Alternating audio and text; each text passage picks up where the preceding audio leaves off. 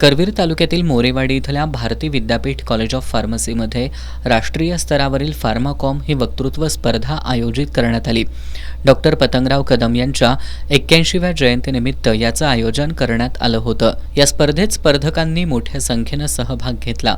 महाविद्यालयाचे प्राचार्य doctor H N. More, उपप्राचार्य डॉक्टर एम.एस. भाटिया, प्राध्यापिका व्ही.ए. पाटील, प्राध्यापिका पी.व्ही. केनवडे यांनी डॉक्टर पतंगराव कदम यांच्या प्रतिमेचं पूजन आणि दीपप्रज्वलन करून याचं उद्घाटन केलं।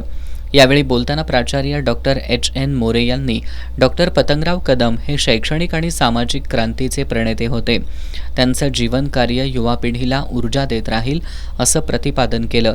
या वक्तृत्व स्पर्धेत गतिमान शिक्षणातून समाज परिवर्तन, फार्माकोव्हिजिलन्स, फार्मासिस्टची भूमिका, भारतीय औषध निर्माण क्षेत्र विस्तारलेल्या संधी, ऑनलाईन फार्मसी सुविधा, आव्हानं आणि सुरक्षितता या विषयावर ही स्पर्धा घेण्यात आली। यामध्ये 83 विद्यार्थ्यांनी सहभाग घेतला। स्पर्धेचे परीक्षक म्हणून प्राध्यापक डॉक्टर कीर्ती कदम, प्राध्यापक डॉक्टर भक्ती भोसले आणि प्राध्यापक डॉक्टर झकी तांबोळी यांनी काम पाहिलं।